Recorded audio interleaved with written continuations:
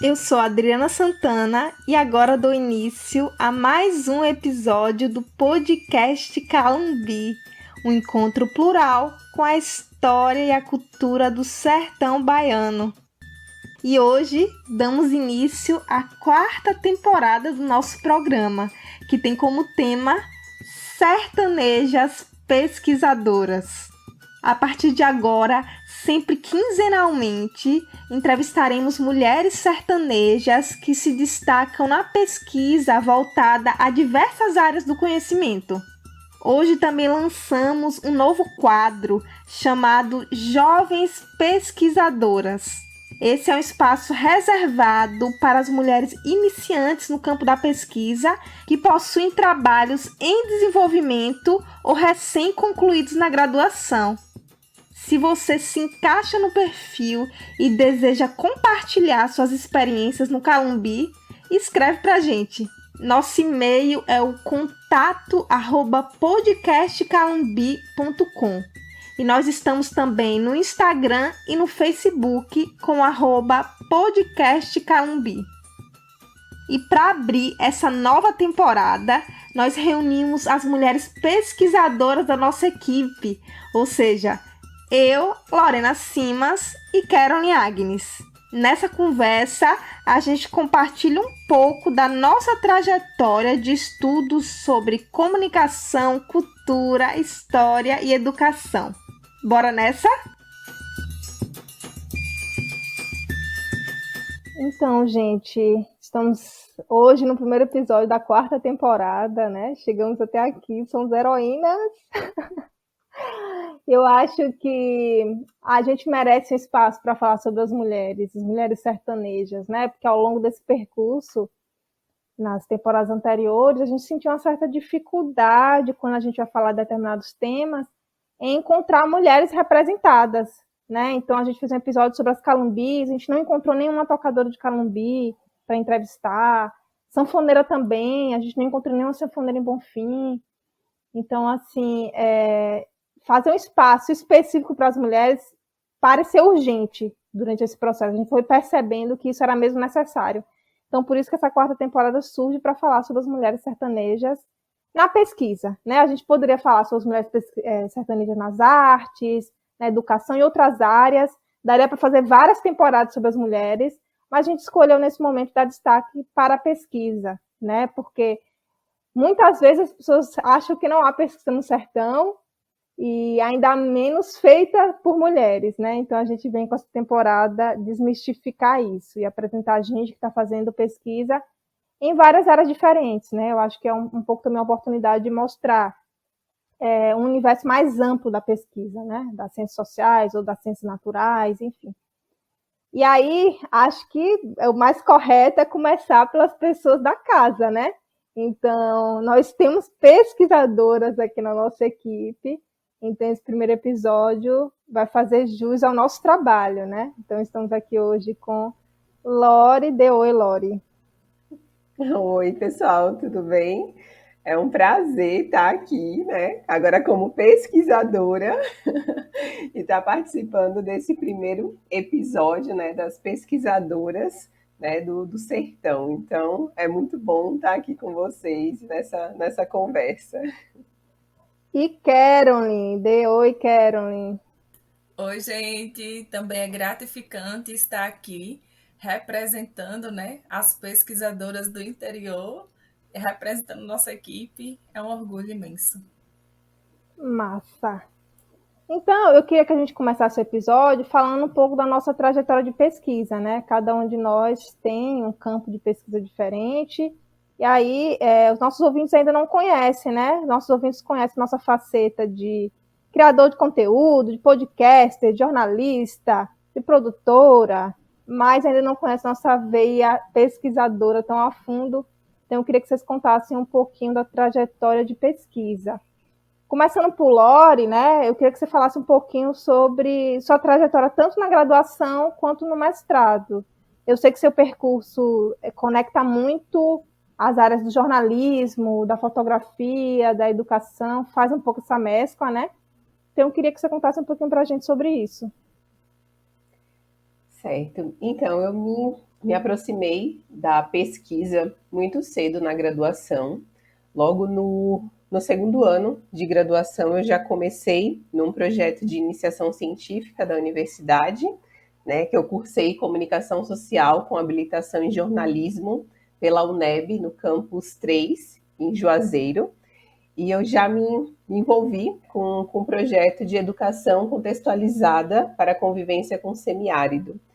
Então, desde 2012, né, eu vou pesquisando, vou mergulhando nessa temática, que foi algo que eu me encantei logo que eu tive esse primeiro contato na universidade, porque até então eu não conhecia esse termo, nem educação contextualizada e nem semiárido.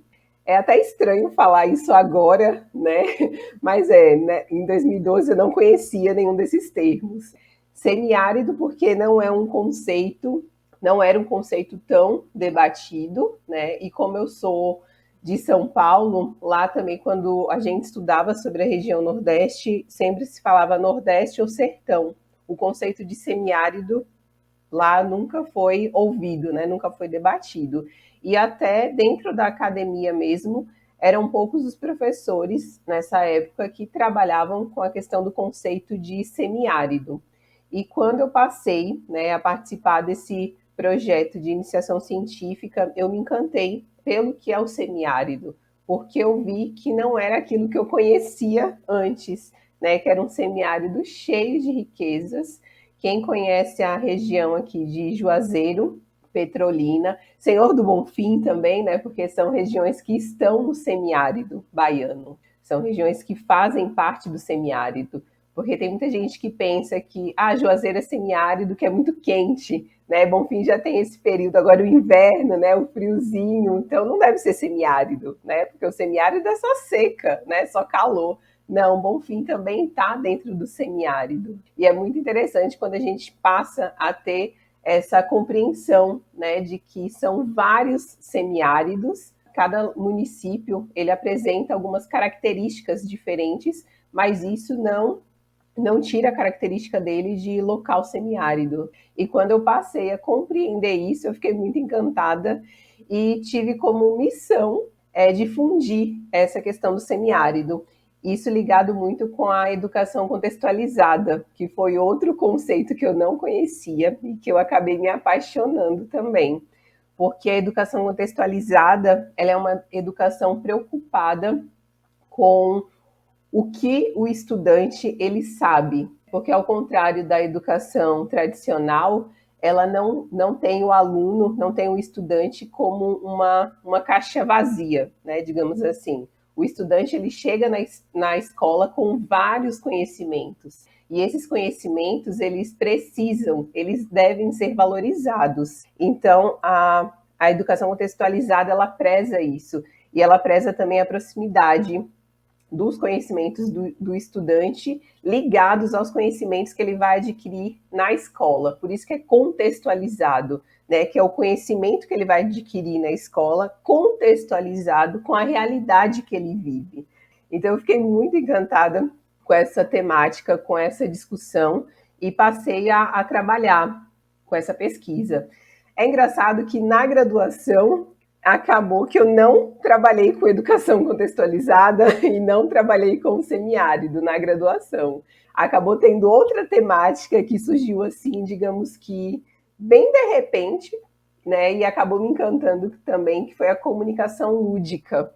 Então, na graduação, meu TCC ele foi voltado à comunicação lúdica no ambiente hospitalar. Eu produzi um fotodocumentário, né, de um trabalho que era realizado pela Univasf, que é um grupo baseado, digamos assim, na palhaçoterapia, que muita gente deve conhecer com esse termo, né, que são os clowns. E eu acabei indo para essa vertente na minha graduação. Mas o desejo ainda ali de estudar o semiárido, né, e a educação contextualizada continuaram ali muito vivos. E acabou que eu fui fazer o mestrado Educação, Cultura e Territórios Semiáridos, né? Tudo que eu já tinha estudado um pouco antes na graduação. Então, nesse momento, foi um momento que eu mergulhei mesmo a fundo em toda essa discussão. E o resultado, né, da minha dissertação, ela foi consolidada em um livro, né, ano passado.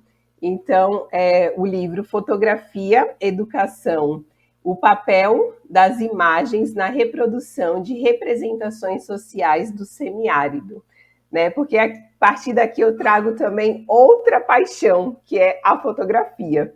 E outro conceito que eu acabei descobrindo, que é a representação social, que eu também me apaixonei. Então, foi um casamento de vários conceitos que acabaram me envolvendo. Então, nesse trabalho, nessa pesquisa, eu acabo trazendo como a fotografia ela pode ser utilizada como recurso didático no ambiente escolar e como ela colabora também para a construção de outras novas representações sociais sobre o semiárido. Né? Então, acabei juntando todos os conceitos que eu gosto, que eu me identifico, né, nessa pesquisa. E nela eu trabalhei com estudantes do ensino médio, né, que eu coloquei essa pesquisa em prática mesmo para confirmar aquilo que eu estava trazendo, né, de que a fotografia ela pode sim ser um recurso didático que poucos professores ainda utilizam porque desconhecem a potência dessa linguagem imagética, que ela ajuda muito os alunos, eles se identificam muito com a fotografia, então é um recurso que dá para ser explorado em todas as disciplinas, né? Até em matemática, química, física, você tem como utilizar a fotografia. A gente já pode partir da questão de fotografia, né? Escrever com luz, então a gente já pode trazer ali a questão química, né? Então dá para explorar em todas as disciplinas. E eu trabalhei com esses estudantes, né? Toda essa questão de semiárido, que eram estudantes de uma escola pública estadual daqui de Juazeiro. E esses estudantes, localizados no semiárido, tinham uma visão muito longe do que era semiárido e que para eles Juazeiro não era semiárido, porque nada daquilo que eles viam nos livros didáticos, né, de chão rachado, de esqueleto de animal, nada disso representava o que eles vivenciavam, né? Então eles tinham uma ideia muito longe assim do que era semiárido. E a partir dessa experiência com a oficina que foi realizada com eles, onde a gente discutiu, né, sobre todos os conceitos base da pesquisa, sobre representação social, sobre semiárido, educação contextualizada, eles passaram a ter uma nova visão, né, sobre o que é o semiárido e a importância também da educação contextualizada. Né? Eles questionavam muito por que os professores não faziam aulas daquele jeito, não traziam as coisas locais para a sala de aula, né? E a gente também acabou levando esses estudantes fotografarem, né, locais de Juazeiro, tanto na zona urbana quanto na zona rural, mostrando que o semiárido ele é rural, mas ele também é urbano, ele também tem todo um desenvolvimento. Né? Então a gente trouxe toda essa discussão para eles e foi um trabalho muito lindo. Eles fizeram fotografias desses locais e essas fotografias elas foram expostas no colégio deles, né? E era muito incrível ver a satisfação deles no momento da exposição, né? Ver o trabalho deles ali exposto para todo mundo, né? Para os outros alunos, para os professores, né? E teve algumas falas durante a exposição que me marcaram muito, né? De alguns professores que chegaram e falaram: foram os alunos mesmo que fizeram essas fotos? Não acredito que foram eles, né? Porque, por incrível que pareça, os alunos que quiseram, que aceitaram participar da oficina, né, que durou 2 meses de encontros ali semanais, de visitas para fotografar, foram os alunos considerados os baderneiros, né? Os que não queriam nada com a vida, entre aspas aqui, né?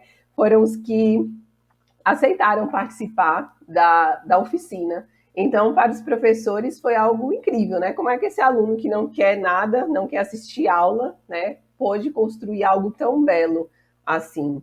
Então, mais um ponto, né, como dá para a gente perceber o poder que a fotografia tem. A fotografia foi a linguagem que eu utilizei para trabalhar todos esses conceitos com eles, e eles ficaram encantados. Alguns já queriam comprar câmeras fotográficas, né? Já queriam investir ali no que tinham aprendido. Então, foi muito satisfatório, né, realizar essa pesquisa. E além dela, né, eu venho sempre desenvolvendo outras pesquisas, mas sempre com essa temática, né, de educação contextualizada, de representação social, fotografia e semiárido. Eu já fiz alguns estudos também de algumas produções audiovisuais, né? Eu não sei se os nossos ouvintes aqui lembram do documentário O 15, A Travessia, que foi transmitido pelo Jornal Nacional, se eu não me engano, foi em 2015. E esse documentário, né, que era uma grande reportagem, ela fazia um link sobre a seca de 1915 com a seca de 2015, né? Como se tivesse tudo igual, né? De 100 anos depois, a seca tivesse atingindo a população da mesma forma, na mesma intensidade, e toda a população do Nordeste era atingida, né? Com uma linguagem bem estereotipada mesmo da nossa região. Então, eu fiz também um artigo, né, focando nessa questão, desmistificando toda essa imagem reducionista e negacionista, né, da nossa região. Então, é algo que eu me apaixono. E fora esse, tem outras produções audiovisuais também que eu já fiz, alguns estudos, né, focando sempre nesses conceitos aí que são muito caros para mim, que eu adoro, tenho muito prazer em estar pesquisando e divulgando. E como eu sou professora também do curso de Publicidade e Propaganda aqui em Juazeiro, eu também tento trazer essa discussão durante todas as disciplinas que eu ministro, né? Para que esses futuros publicitários eles tenham também essa nova visão sobre o semiárido, para que nas campanhas publicitárias, nas peças que eles forem produzir, eles tenham essa preocupação, esse cuidado e disseminem o que é realmente o nosso semiárido, né? Que é uma região cheia de belezas, rica e com muitas possibilidades, né? A gente ainda tem a dificuldade em alguns locais em relação ao acesso à água devido às condições climáticas, né? Que a gente reconhece, a gente tem ainda, né? Principalmente agora com as mudanças climáticas, o aquecimento global, a gente sabe que tem algumas regiões que tem pouca chuva, né? Só que já existem as tecnologias sociais, as cisternas, as barragens, os barreiros. Então, a gente consegue, por isso que o nome é convivência, né? A gente consegue conviver com o semiárido, né? De uma forma muito bela, né? A gente consegue se adaptar, conviver ali com todas as adversidades, né? Desse território que ao mesmo tempo é tão rico e tão belo. Então, eu tenho um prazer enorme em pesquisar sobre isso e em estar aqui compartilhando com vocês um pouquinho dessas minhas pesquisas, né? Eu vou aproveitar o momento, Dri, vou fazer um merchan aqui também. Quem tiver curiosidade, né, em ter acesso ao livro, ele está à venda no site da EduNeb. Então, vocês podem acessar lá, viu? E podem comprar esse livro, que é maravilhoso. E é um livro que ele serve para todo mundo, não é só para professor. Se você gosta de fotografia, aqui também tem altas dicas para quem gosta de fotografia, né? Porque aqui tem uma parte que eu vou contando, né, como foi esse processo da oficina e vou descrevendo alguns passos também. Então, ele é interessante para quem gosta de educação, de semiárido, de fotografia, né? Então, é um livro para todo mundo. São conceitos, né, Laura, que você está estudando, que são muito importantes e transversais, como você falou, e, assim, importantes para se pensar na base de tudo, né? Antes de eu começar meu trabalho de produção aqui na região, eu tenho que pensar no território, né? Antes de começar meu trabalho como professor, eu tenho que pensar na educação contextualizada. Então, são temas que perpassam tudo e que não pode ser pensado só no final do processo, né? Agora, deixa eu contextualizar um pouco. Não, na base do planejamento, a gente tem que pensar nessas questões. de representação também, né? Então, acho que é muito massa. E por mais que o podcast Calumbi já esteja fazendo isso nos seus episódios, dar nome aos bois, né? Dar nome aos conceitos é importante. Que a gente já está fazendo isso, mas assim, antes a gente não tinha falado nesses conceitos, né? Então, apresentar um pouco para o nosso público o que a gente está falando, do ponto de vista conceitual, é massa. Isso, e quando a gente fala na educação contextualizada, o podcast Calumbi, ele encaixa perfeitamente para os professores utilizarem, né, os nossos episódios nas aulas, porque os nossos episódios, eles são contextualizados com a região, né, então encaixa perfeitamente. Então fica a dica aí, se você quer contextualizar suas aulas, né, já pode utilizar o podcast Calumbi aí. Enfim, vamos falar um pouquinho agora sobre as pesquisas de Caroline. Eu sei que no seu TCC, né, na sua graduação, seu objeto de estudo foi o distrito de Missão do Saí, né, suas raízes indígenas e a contribuição que os franciscanos tiveram para a formação desse local. Eu queria que você falasse um pouquinho sobre a sua pesquisa na graduação, né, e também sua pesquisa um pouco mais de outra temática, né, saindo um pouco da história, mas falando sobre a educação ambiental na especialização que você fez na Univasf. Isso, né? A minha experiência quanto pesquisadora é uma experiência tímida, né? Eu acredito que eu ainda estou nascendo quanto pesquisadora, mas a minha iniciativa durante o TCC da graduação foi justamente assim trazer esse sentido, né? Eu quero saber mais sobre a minha história, sobre a minha origem, e então eu fui atrás dessa história dos nossos nativos e eu quis entender como foi essa questão da influência, né? Da influência do cristianismo, do catolicismo, né? Diante dos nossos nativos, dos indígenas, aqui na região de Missão do Saí. Então, a minha pesquisa ela foi uma pesquisa bibliográfica, certo? Pautada nos trabalhos de Glória da Paz e também do professor Paulo Batista Machado. Então, nós fizemos esse contato, porque o meu trabalho foi de equipe, né? E então nós fomos até a Missão do Saí e o que sobrou do que é nativo foi a questão do artesanato, né? Do cipó.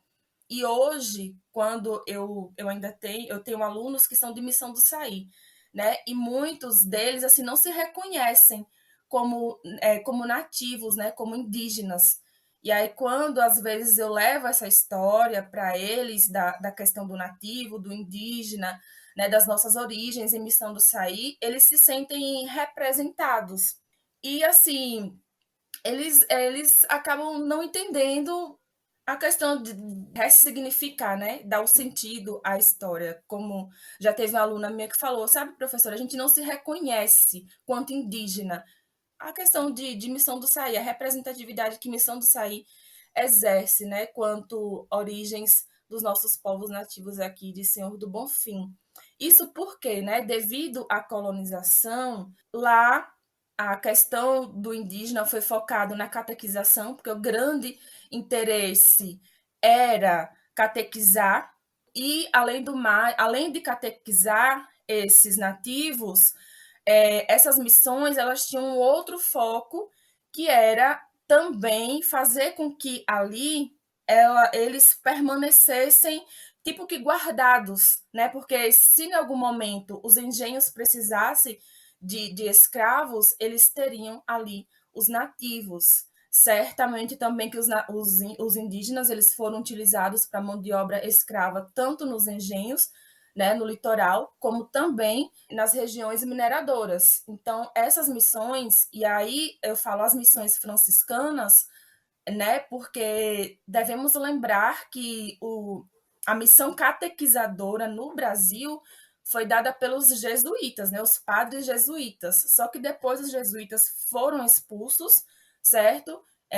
Diz que eles protegiam demais os nativos, certo? Então veio uma outra ordem, essa que tinha esse interesse da expansão da fé católica, mas também tinha outras ambições, né? A gente sabe que esse processo que a Europa passou, medieval, da grande senhora feudal, então a gente teve esses resquícios aqui também, né? junto com essa missão colonizadora. E aí eles encontraram, certo, esse apoio na ordem franciscana, esse apoio político, né?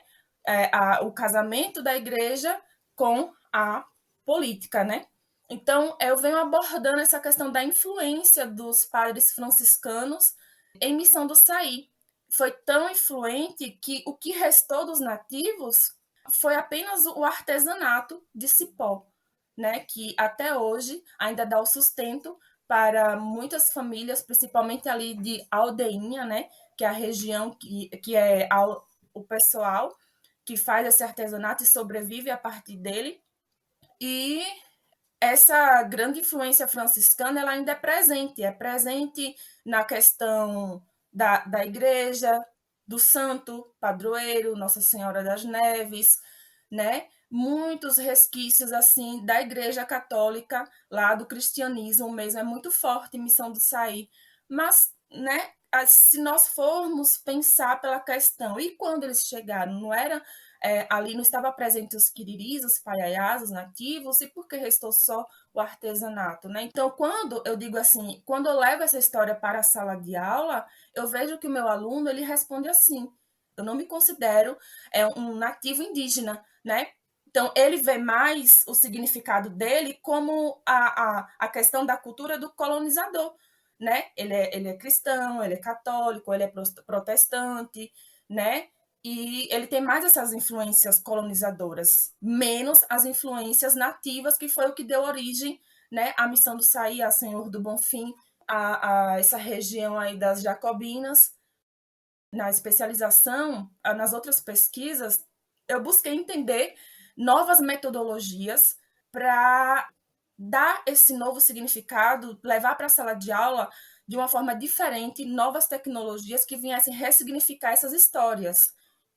A minha primeira especialização foi essa, na questão de metodologias de ensino de história e geografia, mas eu queria mesmo foco nas novas metodologias de história. E aí eu já trabalhei com mídias relacionadas a mídias sociais, né? As redes sociais com eles, com trabalhos de história. E aí depois, né, claro que surgiu o Calumbi diante dessas conversas, né? E aí, buscando essas metodologias, depois eu entrei na especialização sobre a educação ambiental, porque era outra coisa assim que passou a me chamar a atenção dentro do espaço escolar, quanto professora do ensino básico, fundamental 2 e médio, e me chamou a atenção porque as práticas de uma determinada escola que eu trabalho eram práticas de reciclagem, práticas de não usar materiais que venham a agredir o meio ambiente. E muitas das vezes, né, isso geravam atritos dentro do espaço escolar. Os colegas, né, digamos que nós não entendíamos por quê. Então, foi buscar essa formação. Quando eu encontrei essa formação, aí eu venho para essa fala que a Lorena diz, né? Eu aprendi muito mais, inclusive, sobre o semiárido, né? Eu, quanto enraizada aqui, eu não conhecia tanto sobre o semiárido também. Quando a Lorena falou aí da questão dos alunos, que ela fez esse trabalho, os alunos, né, ficaram não se encontravam também com essas imagens sobre um sertão de solo rachado, com cabeças de animais expostos, mortos, né?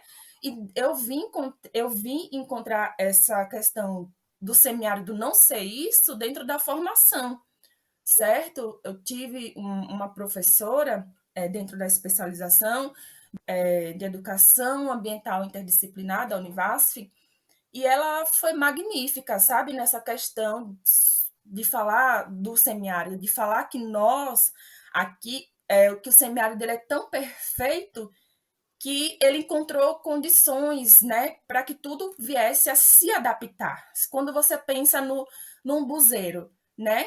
Então, é uma adaptação, um pé de umbu, né? Você sabe onde é que uma árvore dessa, em extrema seca, vai resistir, né? E aí ela veio dizendo, né, esses significados do semiárido, não é nem a palavra resistência, foi a adaptação, né, que o semiárido, em tudo o semiárido, ele se adapta, ele encontra ali um novo percurso para que para que hajam as vidas, certo? E nós também, aqui da região do semiárido, somos assim, a gente também encontrou essa adaptação, certo? Então, foi na especialização de educação ambiental que eu pude entender que a minha prática quanto educadora também tem que ser para esse lado da preservação ambiental, né? De também passar para os nossos alunos essa prática de cuidarmos do meio ambiente, de já utilizarmos dentro da sala de aula, no espaço escolar, ter esse processo de usar materiais que não venham agredir ao meio ambiente. Então, eu fui por esse lado de falar da questão da educação dentro do espaço escolar, a importância da formação do professor, né? Mesmo que seja o professor de ensino básico. Eu vejo que hoje a Carolyn, que faz essas aulas, hoje não é a mesma Carolyn que começou a lecionar em 2013, sabe? Então, hoje, o que eu levo para os meus alunos na sala de aula é o fruto dessa busca incessante pela formação, né? Então, eu acabo levando mais, eu acabo deixando assim para eles. Eu digo, gente, eu não quero que vocês cheguem na faculdade, na academia, como eu cheguei, certo? Não quero que vocês se choquem com muitas coisas que a gente só descobre dentro desse espaço. E eu já recebi muitas vezes críticas de colegas de dizer bem assim, olha, os nossos alunos não têm cognição para entender o que você quer falar para eles, sabe? Você fala do 7 de setembro que não foi desse jeito, e aí vem um colega seu e diz, mas você não pode fazer isso, você pode gerar um bloqueio, né? Essa questão da cognição. Mas, assim, gente, hoje eu me emocionei dentro da minha sala de aula, falando das pesquisas e falando ao mesmo tempo das minhas experiências, porque a minha formação, a minha busca pela formação é justamente para incrementar dentro desse espaço, né? Que eu estou ativamente todos os dias, que é dentro do ensino básico. E hoje eu me emocionei, porque toda essa questão da formação tem influenciado. Eu falei para eles, gente, eu estou tão feliz, porque é uma gota no oceano, sabe? Tem trazido falas, opiniões, sabe? Ressignificados, alunos que têm voz, que não têm medo de falar, e isso é muito bonito, principalmente quando eles dizem assim, dentro da minha própria família, eu passo por esse processo de não ser reconhecida como negra, de não ser reconhecida como indígena, né? Então, essas questões da gente estar ressignificando a história faz com que eles sintam essa representatividade, né? O aluno. Então, é isso, né? Essa questão que eu falei para vocês das minhas pesquisas.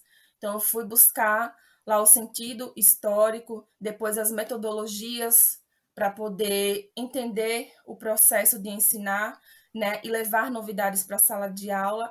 E, finalmente, eu fui para o lado da educação ambiental, porque era algo que estava me inquietando, e eu percebo que todo esse processo da formação do professor é muito importante, porque a gente acaba levando novidades, e essas novidades acaba assim, o que a gente leva de novo para a sala de aula, que não está dentro do livro didático, acaba sendo uma surpresa para o aluno, para o alunado, mas acaba sendo também uma transformação desse aluno na sociedade, né? É isso. O que eu acho mais legal é porque tanto as minhas pesquisas quanto de Lorena, eu não estou em sala de aula, Lorena está, mas dando aula para adultos, né? Na universidade, mas você está utilizando suas pesquisas para o ensino básico, e isso é muito importante, né? Ter pesquisadores comprometidos com essa devolução, né, para os mais jovens, porque fazer essa reflexão num plano mais distanciado da escola pode não gerar tantos resultados, mas fazer essa reflexão junto com seus alunos, com certeza forma cidadãos mais conectados com o território, né, que compreendam melhor suas origens e consigam pensar no futuro que tenha relação com isso, né? E não com distanciamento, com o que a nossa geração talvez vivenciou mais forte, né? Que é essa coisa do querer sair da cidade, se distanciar, se desvincular, né? Então, eu acredito que você esteja formando adolescentes que já pensam, nossa, que legal continuar aqui, tem uma potência muito grande, né? Mas fale você, Adriana, agora da sua pesquisa, suas pesquisas. É engraçado ouvir vocês, porque eu não tive essa experiência de pensar o semiárido enquanto eu estava estudando, né? Porque não estudei no território, eu estudei em Salvador. Então, essa relação de ter um professor falando sobre nossas origens, ou falando sobre esses temas do semiárido, não existiu na minha vida, basicamente. Não tinha nenhum olhar preconceituoso, não tinha nenhuma representação negativa. Existia ausência mesmo, entende? Então, não é que as pessoas negavam ou falavam besteira sobre. Não, elas não falavam sobre. A gente fala sobre o mundo, a gente fala sobre o Brasil, a gente fala sobre Salvador, mas a gente não fala sobre outros territórios. Era um pouco esse processo de negação que eu vivenciei. E que eu não tomava consciência enquanto estava fazendo, estudando. Não era uma coisa que eu pensava a respeito. Mas eu me conectei muito fortemente, desde o início da graduação, com um grupo de extensão.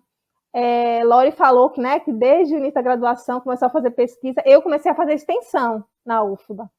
Então, enfim, só para contextualizar, eu estudei comunicação na UFBA, em Salvador, e tinha um grupo de pesquisa que fazia trabalho com comunicação comunitária. E aí, isso que vocês vivenciaram, dessa relação forte com o território, para mim foi uma conexão forte com o subúrbio de Salvador, porque pensar subalternidade, pensar questão de estereótipos, pensar em negação de direitos, né? Tudo isso está muito conectado. No caso, vocês estavam pensando no sertão, mas eu estava pensando no subúrbio de Salvador, né? Na periferia de Salvador. E esse grupo de extensão foi muito importante para mim. Eu me reconhecia.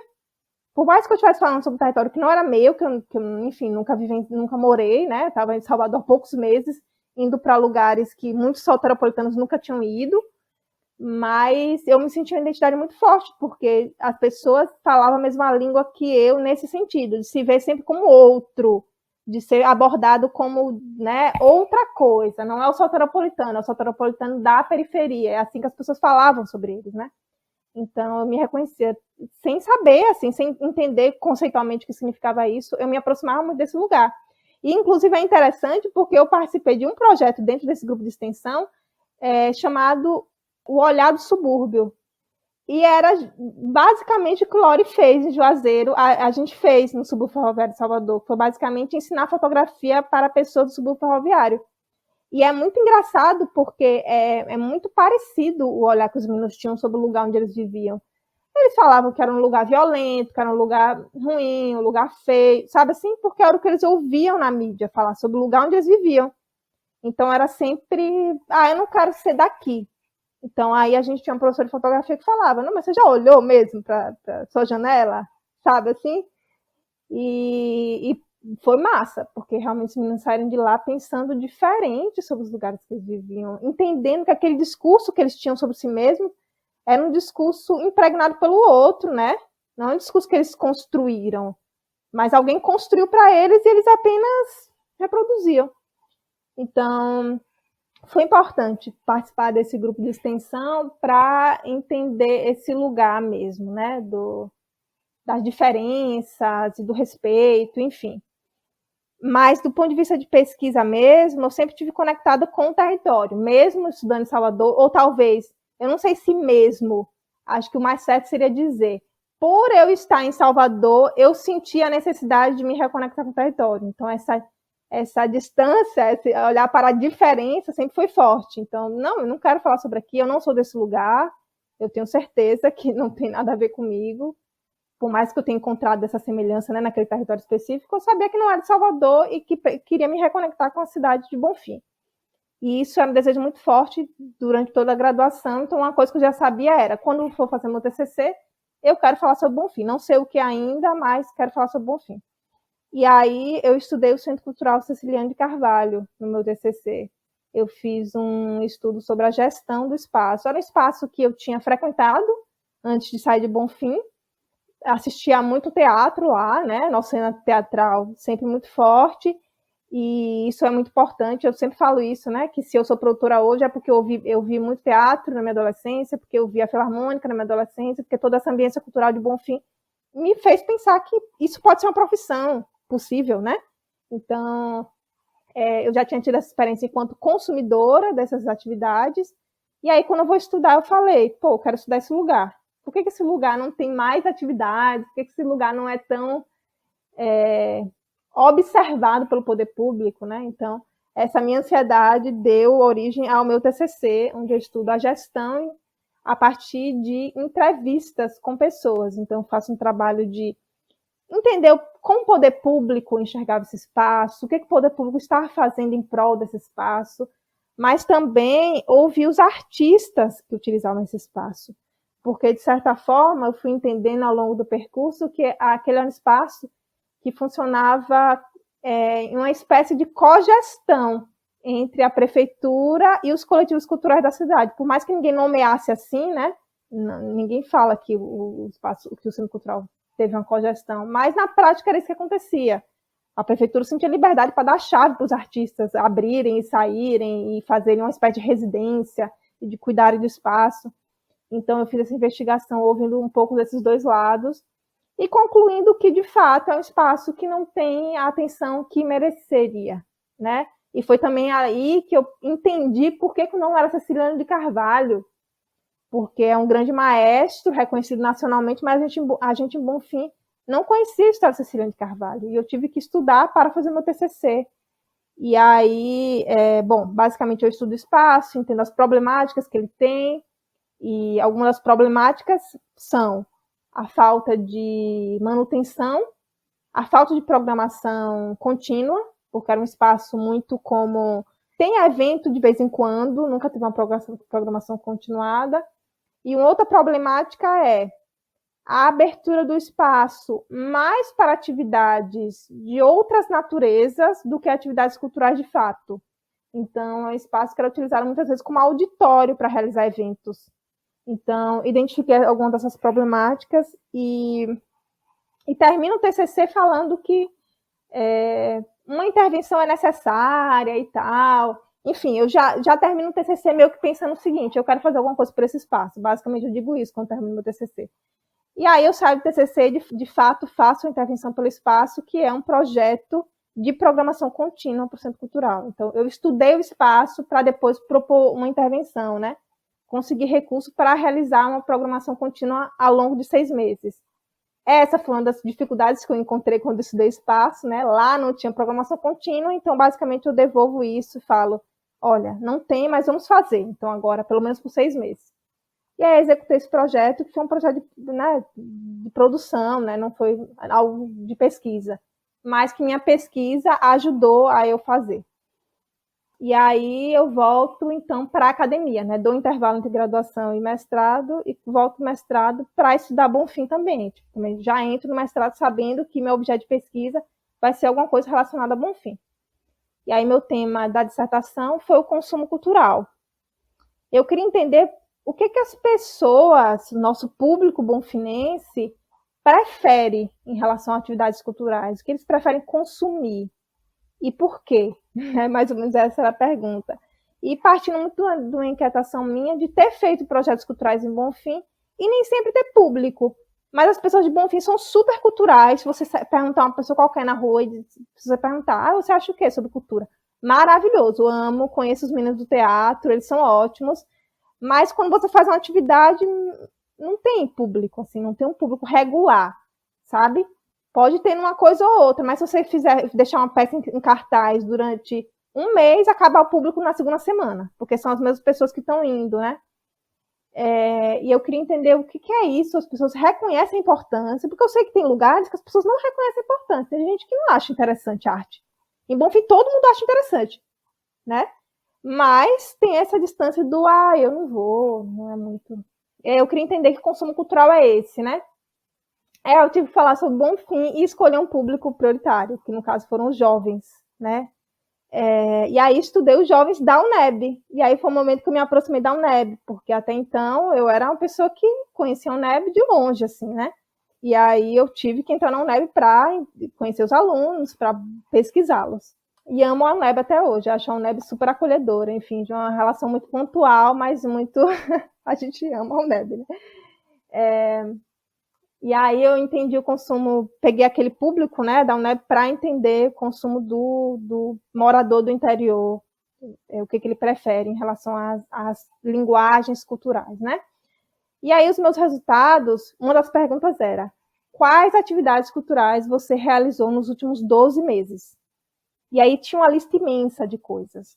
E aí as 10 principais foram: ouvir música em aparelhos eletrônicos, usar redes sociais, ir a parques ou praças ou passeios ao ar livre, ir a restaurantes ou bares como atividade de lazer, o famoso barzinho, né?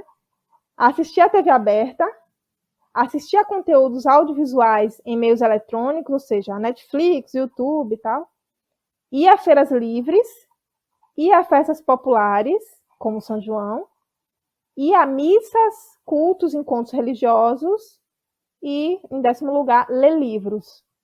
Essas foram as principais atividades que as pessoas realizaram. E aí, mas assim, o objetivo da pesquisa não era entender só o que as pessoas fazem, mas assim, entender mais ou menos por quê, né? O que incita essas pessoas a fazerem o que fazem? E o que incita essas pessoas a não fazerem, né, outras coisas? Porque assim, minha principal referência, né, um autor chamado Bernard Lahire, um francês, ele diz que diferentes socializações fomentam diferentes práticas, né? Então, não é só eu pertenço a tal grupo, então eu tenho mais tendência a consumir determinada coisa. Então, assim, eu sou mulher, então eu tenho mais tendência a consumir dança. Não. Você é mulher, mas você estudou num colégio XYZ, isso influencia a sua prática. Ou você é mulher, mas tem um relacionamento com um artista, isso influencia a sua prática. E por aí vai. Então, esses cruzamentos, essa interseccionalidade influencia o que você vai consumir culturalmente. Essa é a tese desse autor, e eu queria testá-la em Bonfim. E eu consegui testar isso, de fato. Tem algumas coisas que são mais motivadoras para o consumo cultural do que outras, e uma das motivações mais importantes para o meu pesquisados foi a escolaridade pregressa. Então, pessoas que tiveram escolas estimulantes do ponto de vista cultural eram mais consumidoras culturais. As pessoas que tinham uma frequência alta nos últimos 12 meses, quando eu isolo as pessoas que tinham frequência alta e pergunto para elas como era a sua escola, a pessoa responde: minha escola era massa, eu tinha atividade cultural e tal. E nessas falas aparecem muito os programas do governo do estado da Bahia. Então, eu acho que é super interessante falar isso, porque os programas que o governo do estado da Bahia tem, como o Centro Juvenis de Ciência e Cultura, ou os projetos estruturantes, como o FACE, né, Festival Anual da Canção Estudantil, ou AVE, Artes Visuais Estudantis, ou TAL, Tempos de Arte Literária, enfim, todos os projetos estruturantes, ajudaram esses alunos, então adolescentes, a se aproximarem das linguagens culturais, e isso meio que permaneceu na vida dessas pessoas. Então, isso foi um fator que eu chamo de estimulante para o consumo cultural, né? E aí tem outras questões, por exemplo, as práticas digitais são muito fortes, né? Vocês viram que lá no topo, a atividade mais consumida por as pessoas é ouvir música em aparelhos eletrônicos, aparece também o stream, né, do vídeo como uma das atividades mais consumidas. Então, as práticas digitais estão presentes na vida dessas pessoas, são muito consumidas, tá? As pessoas gostam muito, mas elas não deixam de lado as práticas de contato físico, acham que uma coisa complementa a outra. Então, por exemplo, a ida a parques, praças, passeios ao ar livre foi a atividade cultural mais realizada nos últimos 12 meses. 73,5% dos entrevistados disseram que fizeram isso em algum momento. Irem para a praça para bater papo, para tocar música, sabe? Para encontrar a galera, enfim. Para ver um show também, enfim. Então, assim, a praça está muito forte ali naquele espaço, né? E isso provavelmente tem a ver com a noção de território que a gente tem mesmo, né? A gente é incentivado a passar por aquele ambiente. O interior tem isso, desse encontro na praça, né, no coreto, o antigo coreto. Então, isso permanece vivo nas práticas culturais das pessoas. E isso diz muito sobre Bonfim, e isso apareceu muito na pesquisa, né? A relevância do consumo cultural ao ar livre. E uma terceira coisa que me chamou a atenção, mas assim, me chama a atenção, mas outras pesquisas nacionais também já mostraram isso. Então, em Bonfim, digamos que é uma reprodução de algo que já é tendência nacional, que é o fato de que religiosos consomem menos atividades culturais do que não religiosos. Então, é quando a gente vai olhar, por exemplo, eu dei, sei lá, eu não lembro, tá? Mas vamos dizer assim, eu dei 30 opções de atividades culturais para as pessoas falarem se fizeram no último ano ou não. As pessoas que são religiosas marcaram poucas opções, fizeram poucas coisas. Quando a gente pega pessoas que tiveram pouca frequência cultural no último ano, 57% delas são religiosas. Então, pessoas religiosas tendem a ter um leque de atividades que consomem mais reduzido, menos diverso. E uma hipótese que a minha pesquisa traz é que muitas vezes essas pessoas religiosas, elas abraçam a religião, inclusive como espaço de troca. Então, assim, o tempo que ela poderia estar fazendo outra atividade cultural, ela está dentro da igreja. Às vezes até realmente realizando música, né? Então, assim, a religião ocupa um espaço livre da pessoa que às vezes deixa ela sem espaço para consumir outras coisas. Isso é uma coisa que a gente já verifica nacionalmente e também em Bonfim a gente segue a mesma lógica. Então, enfim, é uma pesquisa que encontra semelhanças com outras nacionais, mas encontra particularidades que só o nosso território do interior sertanejo poderia ter, né? Como, por exemplo, a questão da praça pública, que é mais forte do que em outras cidades, de outras capitais, por exemplo, e também a relação com as festas populares, é muito forte em Bonfim. Então, é uma pesquisa que traz dados quantitativos extensos, assim, gráficos e tal. Eu quis investir um pouco nisso, na coisa do quantitativo, porque me incomoda um pouco que a gente não esteja olhando para indicadores culturais. Os indicadores culturais são super importantes para a gente planejar ações na área.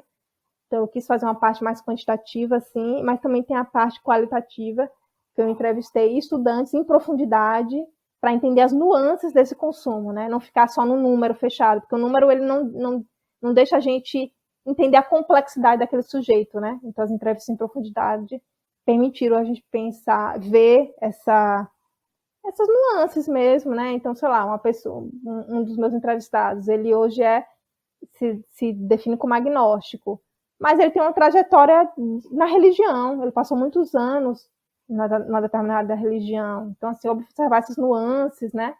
É importante para não estagnar. Essa pessoa é ateia ou agnóstica, essa é religiosa. Não, as pessoas fluem por determinadas categorias e foi importante observar isso na parte qualitativa. Jovens pesquisadoras.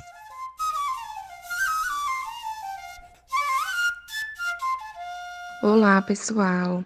Eu me chamo Jaqueline Constantino, tenho 26 anos e moro no interior da Bahia, em uma cidade chamada Senhor do Bonfim. Sou aluna da Univasf e faço o curso de Ciências da Natureza aqui em Senhor do Bonfim. Eu já estou na fase final do curso, né, que tem uma duração de 4 anos, e meu projeto de TCC é aqui na Serra da Maravilha, em Senhor do Bonfim. O meu projeto é implantar uma trilha interpretativa aqui na Serra da Maravilha, com a temática das abelhas, que é um importante polinizador, né, pra gente. Eu escolhi a Serra da Maravilha por ser um local de fácil acesso e também um local que é muito conhecido aqui pelos bonfinenses. Mas eu queria trazer um olhar diferente para a população, assim como eu tive um olhar diferente daquele local quando eu comecei a estudar mais profundamente. Lá é um local muito diverso. Foram realizadas algumas coletas lá. A gente encontrou a abelha noturna, que é uma abelha que não é tão fácil de ser encontrada. E também sensibilizar a população acerca das abelhas, né? Da importância das abelhas para a nossa vida, porque infelizmente muita gente não sabe, né? E também para as pessoas começarem a preservar mais o local, valorizar mais aquele local, que é muito importante para a população. E muitos não têm esse conhecimento. Vocês devem estar se perguntando, né? Ah, Jaqueline, mas qual a importância das abelhas? Não é só um inseto qualquer? Não, gente, não é um inseto qualquer. Ela tem sim uma grande importância na nossa vida. Sabe aquela melancia docinha que a gente ama, ou aquele maracujá que a gente ama para fazer suco? Então, esse e muitos outros alimentos eles não existiriam. Ou então eles seriam muito diferentes sem a polinização, que essa polinização é feita pelas abelhas. As abelhas elas só são pequenas no tamanho, mas são de uma grande importância para a nossa vida. Então, gente, vamos valorizar essas pequenininhas arretadas, porque elas são cruciais para o planeta Terra e também para o equilíbrio do ecossistema, porque é na busca do pólen que elas polinizam plantações de frutas, legumes, grãos. Eu já estou na fase final, né, do meu projeto, já estou escrevendo o resultado, discussão. Teve alguns empecilhos por conta da pandemia, mas nada que a gente não conseguisse dar um jeito. Eu participo também de um projeto de divulgação científica, né, sobre as abelhas. Tem um Instagram, que é Abelhas Oxi. Se vocês quiserem conhecer um pouquinho mais, vocês podem seguir. Ele está um pouquinho desativado por conta da pandemia, mas ele vai voltar. E é muito interessante conhecer um pouquinho sobre esse inseto, que é às vezes tão pouco falado, mas que deveria ser mais valorizado. Depois que a gente consegue entender um pouco mais da importância das abelhas, a gente começa a valorizar, a ter outro olhar, sabe? E é muito bom isso. Eu quero proporcionar isso também para a população, com um projeto da trilha interpretativa e também com o Instagram Abelhas Oxi.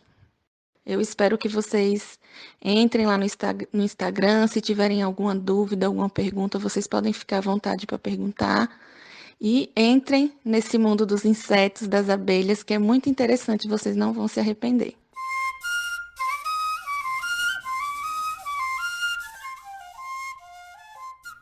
Principalmente para Caroline, assim, eu ouço na fala de Caroline, mas Lorena também pode responder. Qual o papel das pesquisadoras mulheres que vocês tiveram ao longo do percurso de vocês? Porque eu ouço isso, né, Caroline falando, Glorinha da Paz, eu estudei as coisas que ela escreveu, eu sei que Carmélia também foi uma referência para você. Eu queria saber qual a importância, e você também pode responder, Lori, sobre a importância de também ler mulheres sertanejas que já pesquisaram sobre o nosso território. Na graduação, a maioria dos meus professores, mesmo a instituição tendo sido particular, né? Eu era bolsista integral, os professores eles eram da UNEB, maior parte deles. Então, assim, então eu tive muita representatividade nas disciplinas que foram ministradas na graduação, dessas disciplinas terem sido ministradas por mulheres. Então, né, a maioria dos meus professores na graduação foram mulheres. História da Bahia foi a professora Josiane, né? História da África foi a professora doutora Carmélia. Aí vem Glória da Paz, ela não foi minha professora, mas assim, eu tinha ela como uma referência, né, da pesquisa dela indígena. Então eu estava sempre buscando ela, né, quanto referência. E assim, a importância da representatividade da mulher que eu tive na graduação foi relevante, porque isso fez com que eu, hoje, né, mais uma vez falando da minha experiência, que eu levo isso para a minha sala de aula. E eu vejo a troca, né, quando eu digo assim, faça uma pesquisa sobre os principais filósofos iluministas do século XVIII. Eu fiquei chocada quando a aluna disse, professora, eu fui pesquisar se existia uma filósofa, né, naquela época, e eu descobri. Mas por que que a mulher ela não está dentro do livro didático? por que que não fala dessa... A mesma mulher que foi filósofa no século XVIII, ela estava lá, junto com John Locke, né? E Rousseau, etc. Mas ela não é mencionada.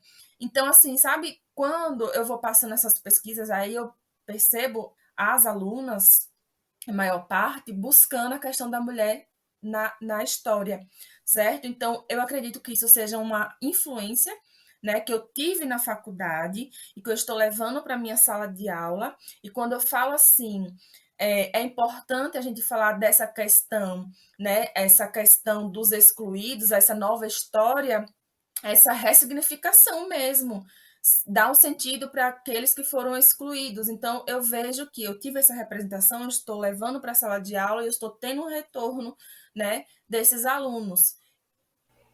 Então, na construção da minha pesquisa, da dissertação, teve algumas temáticas que eu tive dificuldade para encontrar autores, pesquisadores, né, tanto homens quanto mulheres, né, foram alguns temas, por exemplo, fotografia como recurso didático, né, esse recorte foi bem complicado, eu estar encontrando pesquisadores, né, que falassem, que abordassem sobre a fotografia, né, voltada à educação. Mas mesmo assim eu consigo trazer nomes fortes aqui de mulheres e algumas nordestinas também, que foram principais, fundamentais no processo da construção. E eu gostaria até de falar o nome aqui delas, que eu acho que é importante, né? A gente precisa dar os nomes. Na discussão de fotografia, né, da fotografia como essa linguagem imagética mesmo, de forma geral, tem Susan Sontag, né, que é uma grande estudiosa da fotografia. Na área de representação social, tem Denise Jodelet, né, que eu sou encantada, eu tive até a oportunidade de conhecê-la em um congresso em Salvador, sou encantada por essa mulher. Na área de representação social também e nordestinidade, tem Carla Paiva, que é uma nordestina, que foi minha orientadora desse processo de construção da dissertação. Na discussão de educação contextualizada, tem Cláudia Maísa Lins, também, que é uma estudiosa dessa área da educação contextualizada para a convivência com o semiárido. E na área do semiárido, né, tem Luzineide Carvalho, que ela estuda natureza, território e convivência. Então, esses são nomes fortes de mulheres que contribuíram de uma forma fundamental para a construção da minha pesquisa, né, em fotografia e educação. E eu acredito que o papel da mulher na pesquisa é um papel fundamental.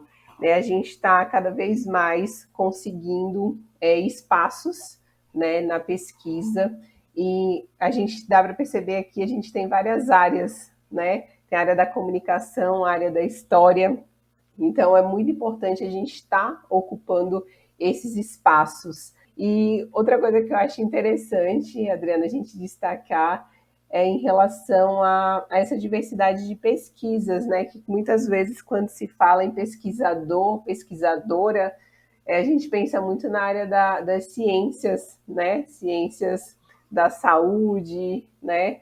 Mas não, a gente tem aqui, né, a área de humanas, né? Humanas faz ciência, né? Também a gente pesquisa, né? Sim, com Então certeza. é importante a gente registrar isso, né? Que nós também somos pesquisadoras, somos cientistas, né? Arrasou, arrasou, maravilhosa sua fala. Na minha trajetória de pesquisa, como eu falei, eu não tive professoras sertanejas, professores do interior, e foi muito bom, foi um abraço, assim, quando eu encontrei o livro de Cláudia Pereira Vasconcelos, que é uma autora que eu fiz uma resenha para o Instagram do podcast Calumbi. É uma autora que estará aqui nessa temporada, então já trago spoiler, que ela tem um livro chamado Sertão Baiano, o lugar da sertanidade na configuração da identidade baiana. Ela fala porque a identidade baiana, como ela foi forjada, se aproxima muito de Salvador e se desliga do resto do estado, né? Então, a baianidade que olha só para Salvador e seu recôncavo. enquanto os outros milhares de municípios, né, porque a Bahia é formada por 417 municípios, então todos os outros municípios não se sentem representados, e muitas vezes a gente se sente à parte, e a gente acha que é um problema nosso. Quando a gente chega em Salvador para estudar, ou para fazer qualquer coisa, a gente é estranho, mas quando a gente conhece pessoas de outros lugares do interior, a gente vê que a gente se conecta muito fácil. Então, não é que a gente é estranho. Salvador tem uma identidade diferente e está tudo certo. O que não está certo é que essa identidade soteropolitana apague as outras, né? E ela faz um estudo sobre isso, né? Como essa identidade de Salvador acaba por se sobrepor às outras. E então ela estuda esse discurso, né? Esse discurso mesmo. Então, a super referência para mim foi muito bom enquanto pesquisadora do sertão e mulher. Eu me senti muito abraçada mesmo quando eu encontrei essa referência, que para mim é fundamental até hoje, assim, livro de cabeceira.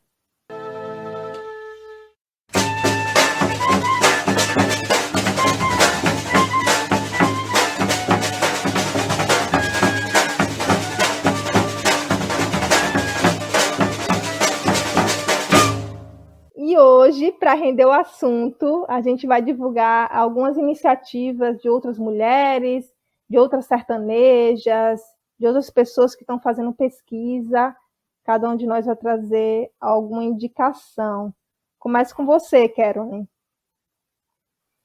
Bom, então eu quero indicar uma colega de trabalho que tem dado um apoio muito grande para o podcast Calumbi, né? Ela é fã do nosso trabalho e ela fez a defesa do mestrado, certo? A Monique Santana. A defesa dela foi sobre educação quilombola na comunidade de Tijuaçu, Senhor do Bonfim, Bahia, e sua importância na reprodução dos sujeitos. Então, a Monique ela é uma referência, uma excelente profissional, certo? O arroba dela é professora_Monique com Y. Pronto, e eu vou indicar um site e um perfil também no Instagram, que é Sertão Chique. O site é www.sertãochique.com.br e o arroba é @sertão chique. E eu vou indicar, né, esse perfil, esse site, porque ele é comandado por duas mulheres maravilhosas. Uma dessas mulheres é Carla Paiva, que eu citei anteriormente, né, que é uma pesquisadora maravilhosa, que estuda sobre nordestinidade, né? Ela estuda também sobre cinema, então ela faz uma mistura ali maravilhosa. E Rayane Souza, né, que é uma jornalista. Então, esse site ele é comandado por essas duas maravilhosas e ele vem trazendo vários assuntos, né, relacionados ao sertão, principalmente moda, saúde, comportamento e beleza. Então, vale muito a pena conferir e seguir lá as meninas, que vocês vão gostar dos conteúdos que elas divulgam, né, diariamente. Então, fica aí a dica. Arrasou. Eu quero indicar um podcast, que é o Elas Pesquisam. É um podcast que, para mim, é referência para essa temporada que a gente está fazendo, né? A gente está dando um foco aqui nas sertanejas, mas as meninas Eliana Coelho e Cláudia Costa, duas cearenses, já estão fazendo isso há muito mais tempo, falando com mulheres pesquisadoras do Nordeste, do Brasil todo. Então, elas são referência para a gente, uma fonte de inspiração. Então, eu quero indicar para vocês conhecerem. Porque aí vocês vão ter essa nossa temporada dedicada a sertanejos e depois vocês vão conseguir ampliar esse olhar para outras mulheres. É um podcast que está em todas as plataformas de áudio, vocês acham? Elas Pesquisam. E também dá para seguir lá no Instagram, o @Elas Pesquisam. E um segundo perfil que eu quero indicar é o @Pretas na Ciência. É uma página que tem como objetivo visibilizar o trabalho de cientistas negras. Isso é fundamental, né? A gente está falando como as mulheres sertanejas são visibilizadas na pesquisa e as mulheres pretas ainda mais, né? Então, esse perfil faz esse trabalho para a gente, de apresentar para a gente mais referências de mulheres pretas brasileiras e, enfim, internacionais. Então é isso, gente. Obrigada por acompanhar esse primeiro episódio da nova temporada. Obrigada pela companhia. Até mais. Tchau, tchau. É isso aí. Espero que vocês tenham gostado. Tchau, tchau. Tchau, tchau, pessoal.